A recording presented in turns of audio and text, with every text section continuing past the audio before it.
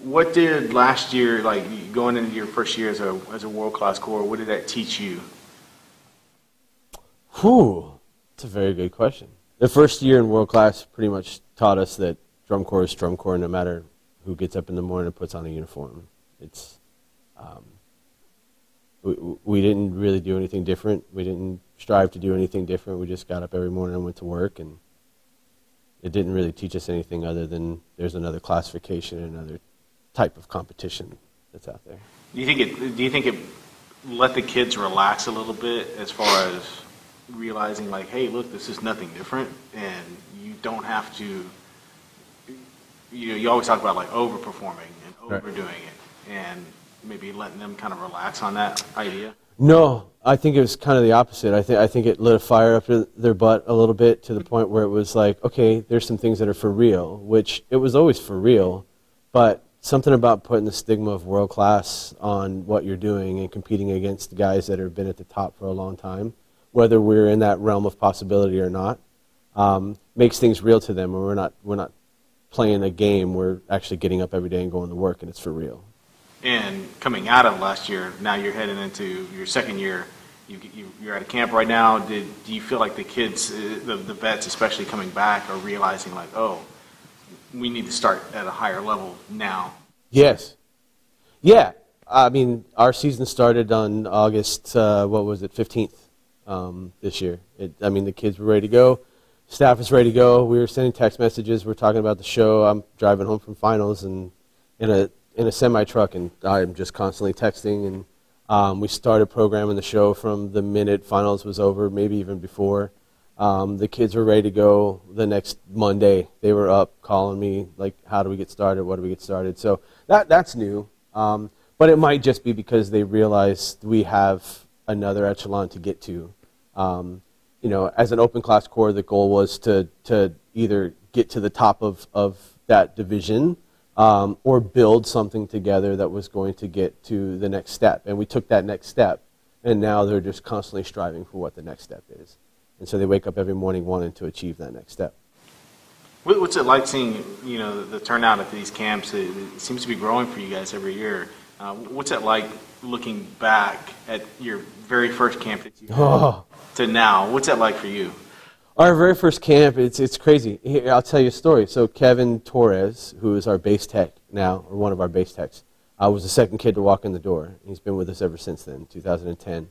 And we talk about it all the time. There are 12 kids. We had 12 kids until April of 2010. It's funny how when you talk about you're being evaluated to do Drum Corps International and all of a sudden there's a drum corps in your community, how all of a sudden we had 70 people, and then that dwindled back down to 50. And so it's huge. It takes me by surprise every first camp just how many kids want to march drum corps. Not necessarily just want to march Genesis, but just how many kids are excited about the activity and growing the activity and being part of it. And it pains me all the time that there's not enough opportunities out there for kids, and there's still kids that have to sit at home because they either didn't make it at a drum corps or the drum corps of their choice, or there's just not enough spots in the country to fill out those groups. So all I can say to that is there are spots out there somewhere. You don't have to, whether it's sound sport, indoor drumline, indoor winds, drum corps, world class, open class, there's a spot out there for you to continue what you're doing. And it just surprises me how many kids we're able to pass that message to, and to see how many kids leave here that didn't quite make our 150 and end up someplace else. It's pretty awesome.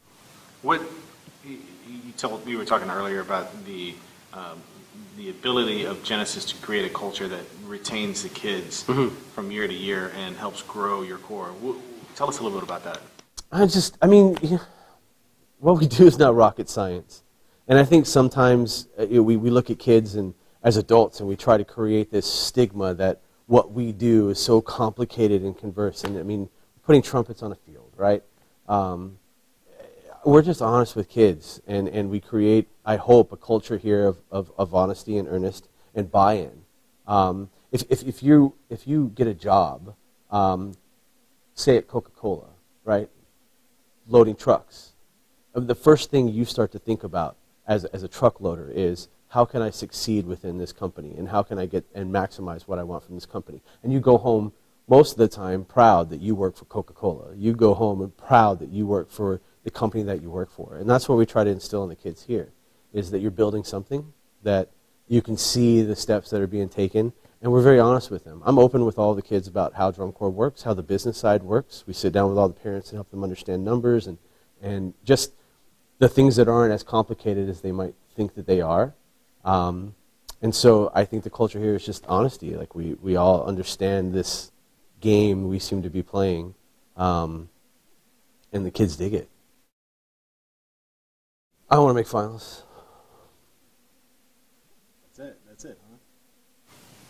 I mean, that's a lofty goal, but that's where you got to be at, right? That's exactly right. I mean, if you say you're not going to make it, if you say like we're just in it for, you know, having a good time, you're not going to achieve anything. You have to set a goal, right? And if we don't make finals, it's not because lack of trying. And we've said it. We talked about it. To ignore the competition of what we do between hash marks and, you know, sideline to sideline and end zone to end zone, if we ignore what's actually going on the field, that's doing an injustice to the kids. They want to compete, you know? It's okay to lose. It's okay to come in second. It's okay to come in fourth. It's not okay not to try to come in first.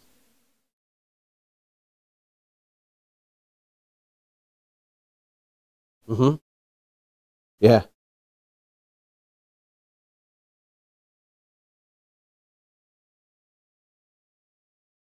Yeah.